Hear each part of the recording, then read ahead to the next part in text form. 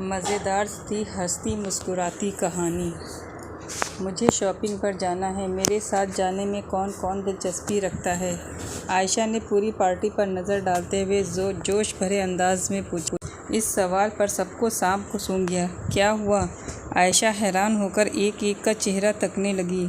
बीजान ने जल्दी से अपना बटुआ घुटने के नीचे से निकाल कर उसमें से कुछ तलाश करना शुरू कर दिया, यूँ जैसे कोई ज़रूरी चीज़ बटुए में रखी थी और अब वो मिल नहीं रही थी।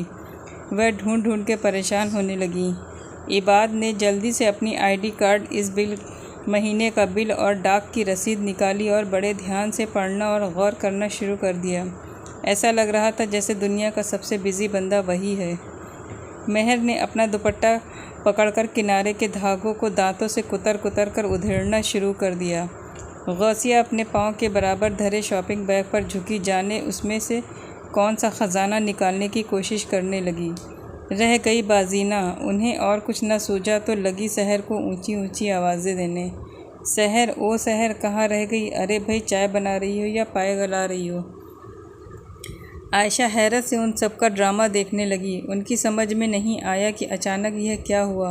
अच्छा भला हंसता मुस्कुराता माहौल एकदम से खामोश क्यों हो गया? न सिर्फ खामोश बल्कि सभी अजीब अजीब हरकतें करने लगे। इबाद, कल अगर तुम्हें फ़ुर्सत हो तो ज़रा। अरे चाची, कल तो मुझे सर खुजाने की भी फुर्सत नहीं है। इबाद ने जल्दी से उनकी बात काट दी, यूँ बितका जैसे पाँव के नीचे चूहिया आ गई हो। बीजान, आप? उन्होंने उधर से मायूस होकर ज़रा आस भरी नज़रों से देखा। अरे बेटा, मेरे घुटनों में तो वह दर्द है कि पूछो मत। बीजान ने फ़ौरन ही बटुआ छोड़कर दोनों हाथों से घुटना दबाना शुरू कर दिया। अल्लाह आपको माफ़ करे बीजान, कल तो मार्केट में जवानों की तरह भागती दौड़ती फिर रही थीं आप। मैं तो हैरान था। इबाद ने फ़ौरन पटाखा जोड़ा। मुझे तो अल्लाह माफ़ ही कर देगा, तुम अपनी फ़िक्र करो। बीजान ने इबाद को आंखें दिखाईं। याद है बीजान, कल आपने बाज़ार में मुझे कितने चक्कर कटवाए थे, सांस तक लेने नहीं दी थी। हाँ, तभी तो घुटनों में दर्द बैठ गया है। अब कहाँ रही कहीं जाने की ताक़ाबिल? उन्होंने करहा कर कहा और उनकी बात पूरी नहीं होने दी। तो अब बाकी शॉपिंग की छुट्टी। हुर्रे! इबाद ने खुशी का नारा लगाया। बाकी की शॉपिंग? आयशा ने दोहराया। बीजान, क्या आपकी शॉपिंग अभी बाकी है? हाँ नहीं, अरे अभी सब कुछ ही तो ले लिया, ऐसा कुछ खास रहा तो नहीं है। बीजान गड़बड़ाई। बीजान, सच्ची कुछ रह गया है तो चाची के साथ जाकर ले आए ना, इबाद ने मशवरा दिया, बल्कि मज़े से उन्हें तपाया। इबाद, मेरा बच्चा, बीजान चबा चबा कर बोली। जी बीजान, इबाद ने मज़े से मिठास घोली। वह जो मुझसे 2000 लिए थे ना परसों, वह ज़रा शाम को लौटा देना, मुझे ज़रूरत है। बीजान ने बड़े प्यार से छुरी चलाई। जी? इबाद उछल पड़ा, आंखें चश्मे से बाहर निकल आईं। वह तो टैक्स था आपके साथ जाने का। इबाद ने सोचकर जुमला उछालना चाहा, मगर इससे पहले ही उन्होंने बड़े प्यार से एक और हमला किया। गौसिया, ज़रा फ़ोन लगा काजिम को, उससे बात करूं। गाड़ी कारखाने में खड़ी करें, मेरा बच्चा बेचारा पढ़ाई छोड़कर एक एक काम के लिए भागता फिरता है, इसे आराम मिलना चाहिए। बीजान, इबाद ने मुंह से करहा निकली। बीजान ने मज़े से हिसाब बराबर कर दिया था। सारी पार्टी मामला समझ रही थी सिवाय आयशा के, जो हैरान परेशान कभी बीजान की तो कभी इबाद की शक्ल देख रही थी। मैं अपनी बात लेकर आई थी, आप लोगों ने नया किस्सा छेड़ दिया। वह रुआसी हो गई। चाची, किस्सा नहीं, प्रॉब्लम्स का मुकाबला। मेहर ने फुलझड़ी छोड़ी। हाँ वही, उन्होंने बुरा माने बगैर जल्दी से कहा। सब ने अपनी अपनी शॉपिंग मुकम्मल कर ली है, एक मैं हूँ जिसकी शॉपिंग अभी शुरू भी नहीं हुई। मेरे लिए किसी के पास वक्त ही नहीं है। हाय, यह तो एक दर्द भरा गीत होना चाहिए। इबाद सोच कर रह गया, बोलता तो हंगामा खड़ा हो जाता। हाशिम से कह नहीं सकती, खुद उसके कामों के में एक लंबी लिस्ट होती है। ऐसा लगता है पूरा मुल्क उन्हीं कंधों पर चल रहा है। जालिम शौहर, बेचारी बीवी। इबाद ने सोचकर सर झटका। मेरी समझ में नहीं आता, मुझे साथ ले जाने में सबको क्या प्रॉब्लम होती है? आखिर मैं किसके साथ जाऊं? वह मायूसी से एक एक का चेहरा देखने लगी। तभी सहर चाय की ट्रे लिए अंदर आई। चाय चाय, गर्मा गर्म चाय। उसने ट्रेन वाली आवाज़ लगाई और ट्रे सेंटर टेबल के पास रख दी और चहकी। क्या मार्केट जाने का प्रोग्राम बन रहा है? भाई मुझे भी एक दो चीज़ें लेनी हैं। हाँ हाँ, कई आवाज़ें मजाक उड़ाने वाले अंदाज में उभरीं। क्या सबको जाना है? सहर ने एक पकोड़ा मुंह में रखा और प्लेट बीजान की तरफ बढ़ाई। साथ ही पूछा, नहीं, सिर्फ आयशा को। बीजान ने पकोड़ा उठाकर बताया। सहर को फंदा लगा। बेचारी मारी गई बेखबरी में। इबाद ने दिल में दोहराया और ठंडी सांस लेकर रह गया। मुनीबा बेगम और मुअज़्ज़म बेगम शानदार जोड़ी थी। मुनीबा जो ख़ानदान भर में बीबी कहलाती थी, जब मुअज़्ज़म की जान बनी तो बीबी जान ही हो के गई सबकी। क्या अपने, क्या पराए, क्या बच्चे, सब बीजान ही कहने लगे, जो वक्त के साथ साथ घट कर बीजान हो गया। कासिम उनकी पहली औलाद, उनके बाद कासिम और आसिम, उसके बाद इश्तियाक और सबसे छोटा हाशिम। उनकी सब औलादों में सबसे ज़्यादा तंग करने वाली औलाद इश्तियाक था, जिसे अपने नाम से चिढ़ थी। ऐसी ही मजबूरी थी तो हाशिम का नाम इश्तियाक रख देते, शौक़ पूरा हो जाता। इश्तियाक तो एतराज़ होता है। अब लाख उनको यकीन दिलाया जाता कि तुम बीमार बहुत रहते थे, इसलिए किसी बुज़ुर्ग के मशवरे पर इश्तियाक नाम रखना पड़ा। मगर यह सफाई उन्हें क्या मुतमईन करती, अपने नाम से दुखी ही रहते। बड़े दो ने बाप का कारोबार संभाला। दिन दूनी रात चौगनी तरक्की की। तीसरे आसिम ने फ़ौज में अप्लाई किया और कामयाब हो गए। उनकी ज़िंदगी मोर्चों में गुजर रही थी। इश्तियाक बेग शुरू से बाहर मुल्क में जाने का ख्वाब देखते थे। ख्वाब पूरा कर लिया और बाहर चले गए। बेचारा हाशिम सबसे छोटा था, जैसे हांडी की खुरचन। यूँ ज़िंदगी का कारवां चलता रहा। ख़ास बात तब हुई जब बीबी और बेग साहब कासिम का रिश्ता लेकर गौसिया के वहाँ पहुँचे। गौसिया बेग साहब पुराने दोस्त की बेटी थी, सो शादी हो गई। हाशिम के भतीजे यानी कासिम बेग और बेटे साद की बेग की शादी अब हुआ ही चाहती थी। पार्टी ख़त्म हो चुकी थी, मगर मेहर पढ़ने के लिए अब अपने कमरे में जा चुकी थी।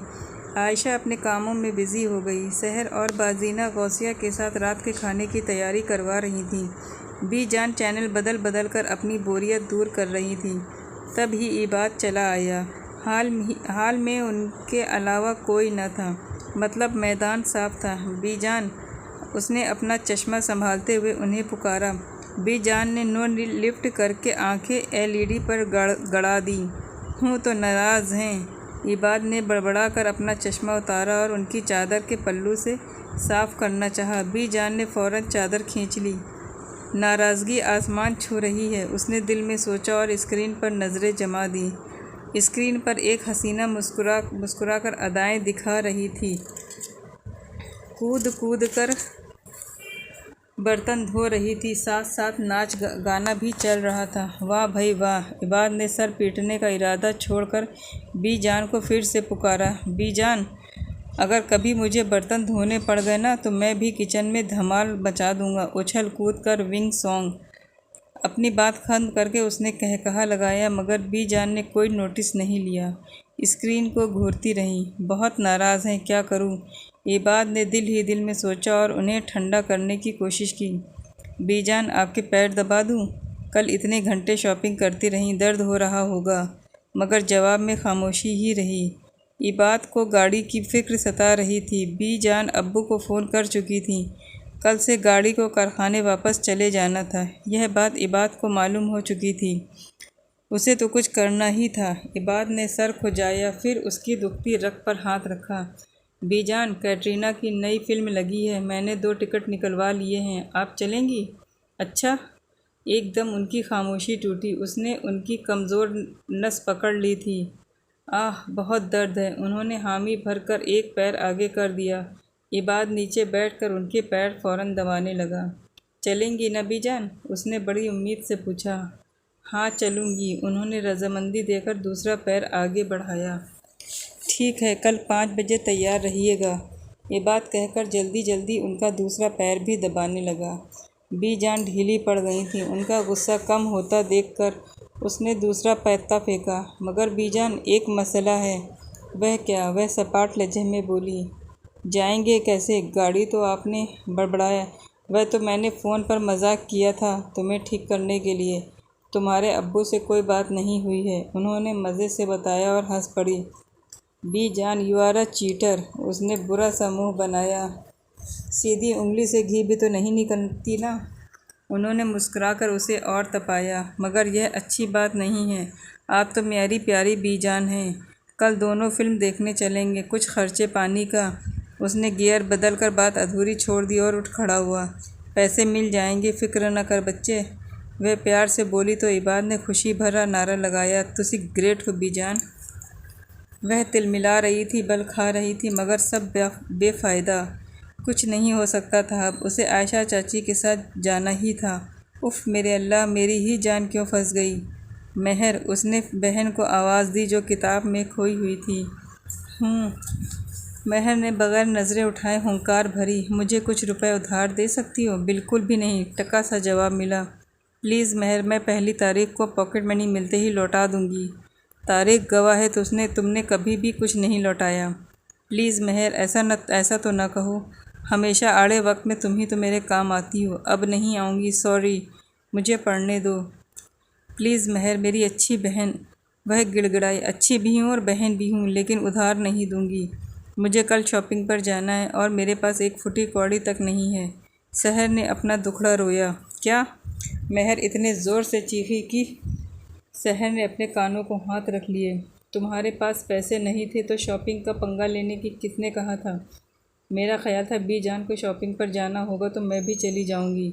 जो चीज़ें लेना होंगी वह बिल दे देंगी। मुझे क्या पता था कि आयशा चाची मत्थे लग जाएंगी। अब तुम ऐसा करो कि विंडो शॉपिंग कर लेना। मेहर ने मशवरा देकर फ़र्ज़ अदा किया। मुझे तुमसे ऐसी उम्मीद नहीं थी। आज 7 तारीख है। पहली को अम्मी ने 2000 रुपये दिए थे। तुमने एक हफ्ते में ख़त्म भी कर दिए। उसने दुख से सहर को देखा। नहीं, 2000 तो मैंने उनसे अगले ही दिन ख़त्म कर दिए थे। सहर ने बेचारी सी शक्ल बनाकर बहन को देखा। क्या? मेहर एक मर्तबा फिर चिल्लाई। तुमने पूरे 1 महीने की पॉकेट मनी एक ही दिन में ख़त्म कर दी? सिर्फ पॉकेट नहीं, ताया अब्बू ने इससे जो पैसे लिए थे वह भी। यह सुनकर मेहर के मुंह से चीख निकलने ही वाली थी कि सहर ने हाथ जोड़ दिए उसके आगे। प्लीज़ उधार दो या ना दो, चीखना नहीं अब। तुमने अपनी पॉकेट मनी और ताया अब्बू के लिए पैसे एक ही बार में उड़ा दिए, यही कह रही हो ना तुम? नहीं, सहर ने ज़ोर से गर्दन हिलाई। तुमने अभी यही बोला है, मेहर ने ज़ोर देकर वो कहा। वह तो आधी बात है। सहर ने बहन को मासूमियत से देखा। तो बुरी बात क्या है? अच्छा, पूरी बात मैं तुम्हें बताती हूँ, लेकिन देखो यह ना हो कि पूरी बात सुनकर तुम्हारी चीखें पूरे मोहल्ले में गूंजने लगें। बल्कि ऐसा करो, अपने मुंह पर दुपट्टा बांध लो। क्यों, ऐसा क्या है? मेहर ने एक नज़र दुपट्टे पर डाली, दूसरी बहन पर। वह बात यह है कि मैं दूसरों से भी उधार लेकर खर्च कर चुकी हूँ। कितने रुपए उधार ले चुकी हूँ? मेहर हैरान हुई। 13,553 रुपये। यह सुनते ही मेहर की आंखें उबल कर बाहर आने को हुई। मुंह खुल गया। आंखें बंद करो, डेले बाहर निकल आएंगे। और मुंह भी बंद करो, मक्खी चली जाएगी अंदर। क्या किया तुमने इतने रुपयों का? उसकी हैरत बढ़ती जा रही थी। नहीं बता सकती, सहर ने सख्ती से कहा। क्यों? किसी का गुरूर तोड़ना है मुझे। वह एकदम अकड़ कर बोली। किसी का गुरूर तोड़कर तुम्हें क्या मिलेगा? मेहर ने पूछा। यह तो मैंने नहीं सोचा। वह एकदम ढीली पड़ गई। तो फिर जो तुम कुछ करने जा रही हो उससे बाज आ जाओ, मेहर ने समझाना चाहा। अब यह मुमकिन नहीं। उसका लहजा अटल था। तो फिर मरो। मेहर ने बात ख़त्म की और किताब पर झुक गई। आयशा अपनी तैयारी को फाइनल टच दे रही थी जबकि सहर उनके कमरे में आई। चाची, वह देखें। हाथ आगे करके परफ्यूम की बोतल उनकी तरफ बढ़ाई। वाओ, मेरा पसंदीदा परफ्यूम। उन्होंने लेने को हाथ बढ़ाया तो सहर ने जल्दी से अपना हाथ पीछे कर लिया। यह मैं सेल कर रही हूँ, ख़रीदना है तो बताएं। इसकी पैकिंग खुली हुई है, यूज़ कर चुकी हो। उन्होंने पॉइंट उठाया। तभी तो सस्ता दे सकती हूँ। असल में मुझे कुछ पैसों की ज़रूरत है। आपको लेना है तो बताएं, वरना मैं बीजान के पास करती हूँ, फ़ौरन ले लेंगी। पैसे नकद चाहिए। वह कहकर मुड़ी। अच्छा रुको तो सहर, उन्होंने आवाज़ दी। वह फ़ौरन रुक गई। कितने में दोगी? उन्होंने पूछा। परफ्यूम उनकी कमज़ोरी थी। मार्केट रेट 4000 है। आपको मैं 3 में दे दूँगी, सहर ने भाव बताया। वाह भाई वाह, यूज़ की हुई चीज़ 3,000 की, मैं तो 500 रुपये में एक पैसा भी न ज़्यादा न दूँ। उन्होंने कानों को हाथ लगाए। 500? सहर चीख पड़ी। यह तो 2 नंबर का माल नहीं चाची, ओरिजिनल है। वह कुछ सोचने लगी। आखिर काफ़ी मोल तोल के बाद सौदा पट गया। सहर ने सुकून की सांस ली। 4:45 वह दोनों घर से बाहर निकली। चाची, इंटरनेट का पैकेज है मेरे पास, टैक्सी मंगवा लेते हैं। घर से निकलते ही सहर ने पहला मशवरा दिया चाची को। खबरदार, कोई ज़रूरत नहीं है, बेचारे में इतना बिल बन जाएगा। उन्होंने इनकार कर दिया। वह दोनों चलते चलते मेन रोड पर आ गई। तो क्या हम पैदल जाएंगे? सहर ने सवाल उठाया। नहीं, रिक्शा से। थोड़ा आगे रिक्शा स्टैंड है, हम पहुंचने ही वाले हैं, उन्होंने कहकर तेज़ी से कदम बढ़ाए। आखिर स्टैंड तक पहुंच ही गई। सहर की जान में जान आ गई। बाज़ार पहुंचकर सहर के ने एहतियातन तौर पर कहा, चाची, ऐसा है, हम क्यों ना अलग अलग शॉपिंग कर ले, बाद में मिल लेंगे। वह उनके साथ शॉपिंग करना नहीं चाह रही थी। नहीं भाई, बिछड़ गए तो साथ रहो। वह उसे लेकर एक कपड़े की दुकान में घुस गई। सेल्समैन बड़े शौक से एक एक थान खोलकर उन्हें दिखा रहा था। उन्हें कोई कपड़ा पसंद नहीं आ रहा था। आखिर बड़ी मुश्किल से एक सूट का कपड़ा पसंद आ गया। यह कितने का है? उन्होंने पूछा। सहर बड़े सब्र से उनकी हरकतें देख रही थी। एक सूट का सेट 7,000 का पड़ेगा, सेल्समैन ने बताया। 7,000 का? आयशा ने चीख मारी। कई ग्राहकों ने प्लेट पलट कर देखा। सहर को शर्मिंदगी हुई। 1,200 रुपये से 1 रुपया ऊपर नहीं दूंगी, उन्होंने अपना फैसला सुनाया। सहर का मुंह हैरत से खुला का खुला रह गया। बाजी, 6,000 तो हमारी कंपनी खरीद है, आप कैसी बातें कर रही हैं? बस भैया, 1,500 बहुत मुनासिब हैं। सेल्समैन बेचारा, जो आधी दुकान उनके सामने फैला चुका था, थान समेटने लगा। आयशा बाहर चल दी। फिर इसी तरह कई दुकानों पर यही तमाशा होता रहा। सहर को शर्मिंदगी हो रही थी। वह उनके साथ आकर परेशान हो रही थी। इससे तो अच्छा तक वह आती ही नहीं। बड़ी मुश्किल से आखिर आयशा की ख़रीदारी ख़त्म हुई और वो 2 सूट का कपड़ा लेकर कामयाब हो गई। सहर ने सुकून की सांस ली। चलो आओ, चाट खाते हैं। आयशा ने उसको उस पर तरस आ गया तो एक फूड स्टॉल पर उसे ले गई। चाट खाकर निपटी तो उन्होंने उससे पूछा, सहर, तुमने तो कुछ लिया ही नहीं। फिर किसी दिन ले लूँगी चाची, सहर ने धीरे से कहा। अब वापस चलें? वह पूरी तरह से बोर हो चुकी थी।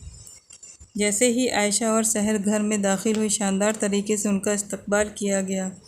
दबी दबी मुस्कुराहटों का मतलब भले ही आयशा न समझ रही हो, मगर सहर खूब समझ रही थी। सभी का अंदाज़ मजाक उड़ाने वाला था। अभी उन्हें आए 10 मिनट ही हुए थे कि इबाद और बीजान भी पहुंच गए। आप लोग कहाँ से वापस आ रहे हैं? काजिम ने बेटे से सवाल किया, मगर जवाब बीजान ने दिया। उन्हें डर था कि कहीं इबाद फिल्म देखकर आने का न बता दे। बस बेटा, ज़रूरी काम था, वही करके आ रहे हैं, बीजान ने गोल गोल सा जवाब दिया। इबाद ने बड़ी मुश्किल से अपनी मुस्कुराहट दबाई। दस्तरखान बिछ चुका था। सभी खाना खाने लगे। खाने के दौरान हाशिम ने मुस्कुराते हुए सहर से पूछा, हाँ भाई, आज सुना है आज तो बड़ी शॉपिंग हुई है। अंदाज़ चुटकी लेने वाला था। हाँ जी, आप लेकर न जाएंगे तो क्या दुनिया के काम रुक जाएंगे? आयशा ने शिकायती नज़रों से शौहर को देखा। चाचू, चाची सिर्फ 2 सूट का कपड़ा खरीद कर लाई हैं, बाकी की शॉपिंग आपके साथ करेंगी, सहर ने मुस्कुराहट उछालते हुए शौक़ी से कहा। हाशिम को फंदा लगते लगते बचा। इबाद ने जल्दी से पानी का गिलास उन्हें थमाया। बस, और कौन सी शॉपिंग रह गई है? हाशिम की तो भूख ही मर गई। अभी हुई कौन सी शॉपिंग है, बहुत कुछ बाकी है। आयशा ने नाराज़गी से मियाँ को देखा। अच्छा भाई, सब लोग ध्यान से मेरी बात सुन लो। काफ़ी देर से खामोशी के बाद खाना खाते खाते आसिम बोले। सब ने उनकी तरफ देखा। आज मेरी और काजिम भाई की बात हुई है, इश्तियाक और आसिम से भी। इश्तियाक तो मेहंदी वाले दिन यहाँ पहुँचेगा। हाँ, भाभी और सारा अगले हफ्ते इंडिया आ जाएंगी। हफ्ता 10 दिन मैके में गुजार कर फिर शादी तक इधर ही रहेंगी। आसिम भी कह रहा था छुट्टी अप्लाई कर दी है, शादी से हफ्ता भर पहले वह लोग भी आ जाएंगे। कोई दुल्हा मियाँ की भी खबर तो लो, वह भी पहुँच रहे हैं या उनके बगैर ही ब्याह हो जाएगा। बीजान को सेहत की कमी बड़ी महसूस हुई तो वह बोल पड़ी। मेरी बात हुई है बीजान, मेहंदी से 2 दिन पहले ही सीट कंफर्म हुई है, गौसिया ने बताया। लो भला, यह क्या बात हुई? तुम लोगों ने ज़ोर क्यों नहीं दिया कि जल्दी आने के लिए? बीजान गौसिया को देखते हुए बोली। बीजान, जिस दिन उसको डिग्री मिलनी है उससे अगले दिन की सीट कंफर्म करवाई है। जवाब काजिम की तरफ से आया। बीजान खामोश हो गई। ठीक है फिर, इस डिग्री ही की खातिर तो इतना बनवास काटा है बेचारे ने। अच्छा, आप लोग अपनी तैयारियां मेहमानों के आने से पहले मुकम्मल कर लें, ताकि मेहमान आ जाए तो फिर ढोलक रखी जाए, गाना बजाना हो जाए। काजिम ने शगुफ़ा छोड़ा। भाई बेगम, दुल्हन की बरी के सिलसिले में अभी कुछ कमी हो तो बता दें, वक्त थोड़ा रह गया है, काजिम ने गौसिया से कहा। गौसिया ने बस सर हिला दिया। रात का खाना इन लोगों ने एक तरह से मीटिंग पॉइंट था। हर मामला यहीं डिस्कस हुआ करता था। बीजान, कोई बात रह गई हो तो आप वह कभी कर ले। काजिम को माँ का ख्याल आया। नहीं बेटा, अगर कोई कसर रहती भी तो मेरा बच्चा है ना। उन्होंने इबाद को प्यार से देखा। सहर ने इबाद को घूरा। उसे बीजान का प्यार इबाद से एक आंख नहीं भाता था।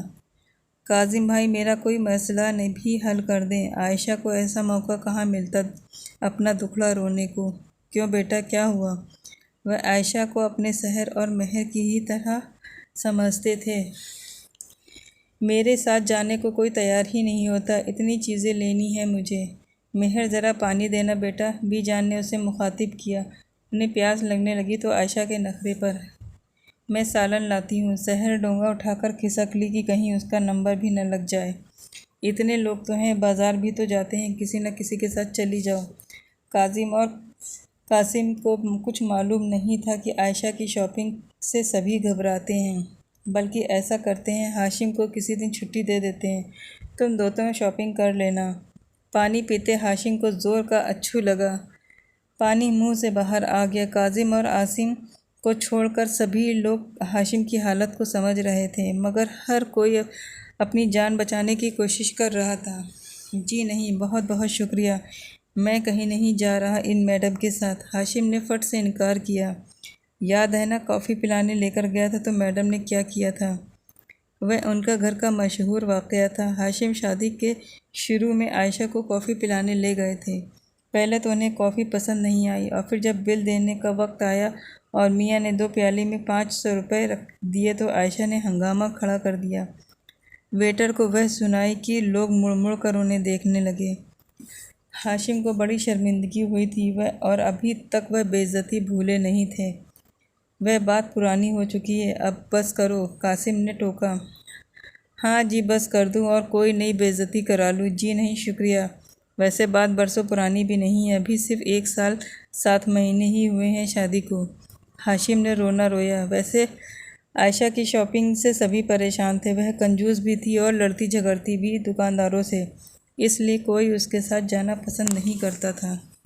सुन रहे हैं भाई आप इनकी बातें? आयशा रुआसी हो गई। बुरी बात है हाशिम, कल आयशा को लेकर जाओ और सारी तैयारी मुकम्मल कराओ। काजिम ने जैसे हुक्म दिया।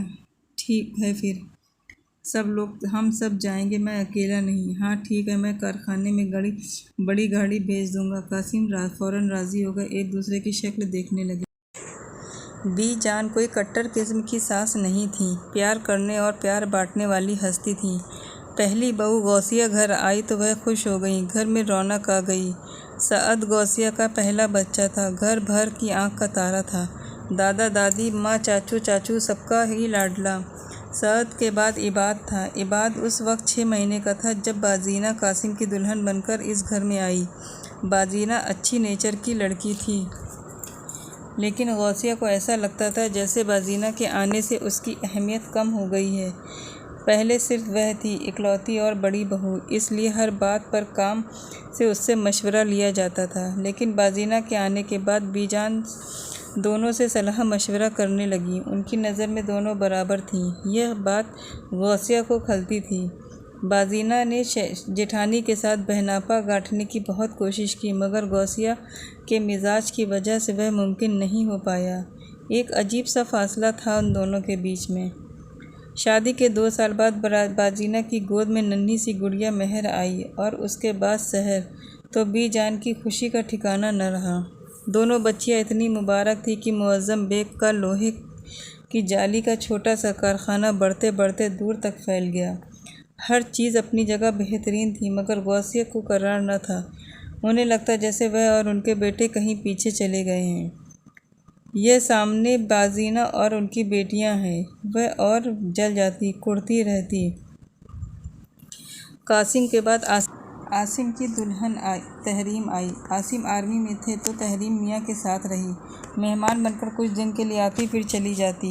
सो मुकाबला बाजीना और गौसिया के बीच चला आ रहा था। आसिम के बाद इश्तियाक की दुल्हन अम्मारा आ गई। वह अच्छी लड़की थी, मगर उसके साथ रहने का कुछ ज़्यादा मौका नहीं मिला। इश्तियाक ऑस्ट्रेलिया में रहते थे तो यह अच्छा ही रहा। आसिम और तहरीम औलाद की नेमत से महरूम थे। इश्तियाक और अम्मारा को अल्लाह ने एक ही बेटी दी थी, वह सारा थी। रह गया हाशिम, तो उसकी शादी तब हुई जब गौसिया के अपने बच्चे जवान और शादी के काबिल हो गए थे। कुछ हाशिम की बीवी आयशा थी भी तो थोड़ी बेवकूफ़ा और बला की कंजूस। तो ज़ोरदार मुकाबला बस गौसिया और बाजीना का ही रहा। मुकाबला भी हुआ जिसमें एक ही को मालूम था कि दूसरा उसे पछाड़ने की फ़िक्र में दुबला हो रहा था। इबाद किचन में कुछ खाने को ढूंढ रहा था जब सहर अंदर आई। क्या कर रहे हो तुम यहाँ? इबाद ने गर्दन घुमाकर देखा। वह उसे दरवाजे में खड़ी घूर रही थी। सुर्ख अंगारा सूट में उसका चेहरा लाल हो रहा था। नज़ले की वजह से सफ़ नाक सुर्ख और आँखों से गुलाबी डोरे तैर रहे थे। वाह, क्या लाल गुलाबी हुस्न है, वह धीरे से बड़बड़ाया। मैं पूछ रही हूँ तुम क्या कर रहे हो यहाँ? उसने अनजान और लहजा तीखा था। कबड्डी खेल रहा हूँ, आओ तुम भी खेलो। वह सीधा होकर खड़ा मुस्कराया। मैडम, मिस सहर फ़ातिमा साहिबा, अगर आप लोग इकनॉमिक्स में मास्टर्स कर रही हैं तो इसका मतलब यह हरगिज़ नहीं कि आप किचन की तनहा मालिक हैं। यह एक कंबाइंड किचन है और इस पर सबका हक है। इबाद ने उसे और तपाया। आँखों में शोखी थी, मगर लड़कों की अपनी हद का पता होना चाहिए। सहर ने संजीदगी से गज़ब की थी। वाह वाह, इबाद ने कहकहा लगाया। वाह जी, हमारी बिल्ला बनने की कोशिश कर रही है। इबाद ने मज़ा लिया। यह डायलॉगबाजी नेताओं का हक है। तुम कहाँ से कूद पड़े इन मैदान में? गुड, जुमलेबाजी अच्छी सीख गई हो। वह उसके सामने जमकर यूँ खड़ा हो गया जैसे मुर्गा लड़ने पर तोलता है।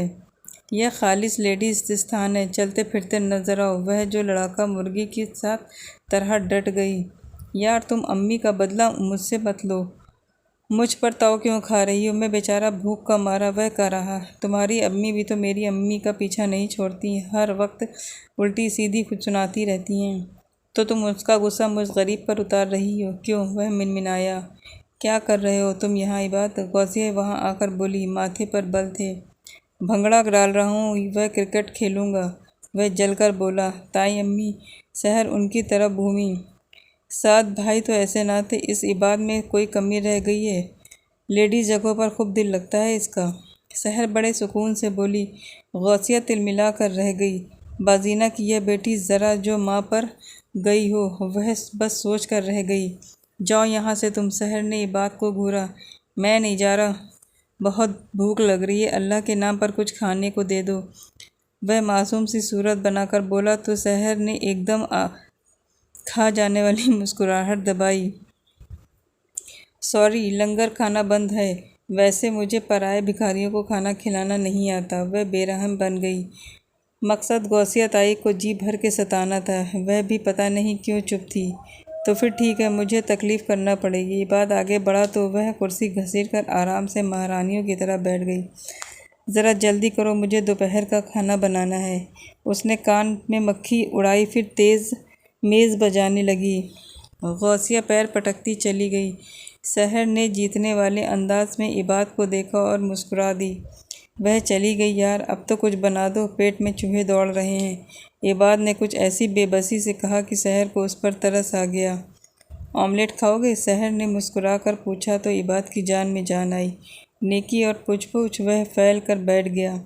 आंखों में प्यार भरा था। सहर चुपचाप उसके लिए नाश्ता बनाने लगी।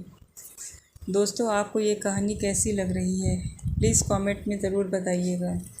इसके आगे का पार्ट आप नेक्स्ट पार्ट में ज़रूर देखिएगा।